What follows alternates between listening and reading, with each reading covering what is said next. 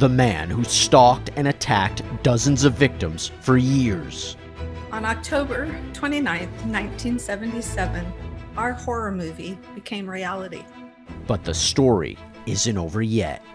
Does that mean that there are not other crimes out there? Absolutely not. Police department, sheriff speaking.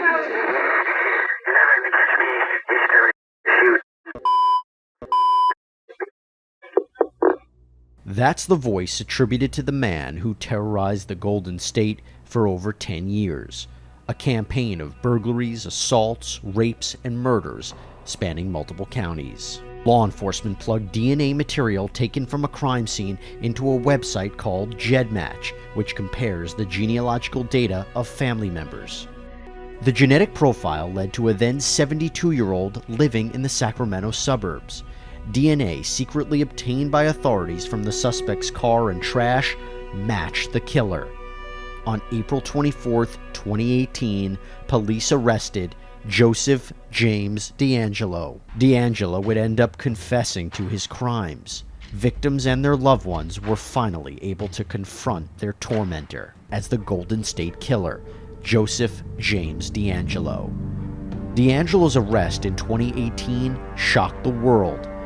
Yet in order to understand his crimes, you have to first start with the evolution of his victims. DAngelo started by targeting women, including teenagers. He would then move on to brutally murdering couples like Charlene and Lyman Smith. But why the change in victims? Maybe as a way for DAngelo to toy with authorities. What makes this all the more interesting is that DAngelo himself had worked as a police officer for 6 years in the communities of Exeter and Auburn, possibly giving him the skills to avoid capture. The question is, could DAngelo have been caught sooner? For instance, he was fired off the force in 1979 after stealing a hammer and dog repellent, yet this wasn't reported to the East Area Rapist Task Force. One argument is investigators maybe could have done more. Let's all be clear. Cooperation between communities would have undoubtedly stopped DAngelo virus from spreading. Then again, forensic science and investigative tools were not where they are today. It is a miracle that we caught him. It was incredible police work over the course of 40 years. And it was really only because of the advent of genetic genealogy that we even got to this point. During and after his heinous attacks, DAngelo was able to live in plain sight, enjoying time with his family, while his victims were either still suffering from trauma or were forced to move on without their loved ones. Making the story even stranger, there appears to be about a 5-year gap in the 80s when DAngelo seemingly paused his crime spree. We know his oldest daughter was born in 1981, so I think he stepped up into his role of fatherhood and took a break. Yet in 1986, he struck again and massacred Janelle Cruz, DAngelo's last known reported victim. The family and relationships of DAngelo have themselves been a source of study, with some wondering if this played a role in his desire to rape and kill. We know that he witnessed his sister at 7 years old being raped and seeing his sister as a victim. I think that it could have been a projection of having somebody else there witnessing a rape, witnessing an assault or a battery of some type, in order to deflect the feelings that he had when he went through that in his personal life. And it was his way to get that power over women again. And I think it was due to the loss of the relationship with Bonnie. Bonnie Olson, DAngelo's ex-fiancée. She had broken up with him years ago, and in 1978, one victim eerily recounted how her attacker would continually scream out, "I hate you, Bonnie." DAngelo, though, didn't end up fighting the charges against him, but instead pled guilty to 13 murders and kidnappings, as well as admit to dozens of rapes, all in exchange for taking the death penalty off the table.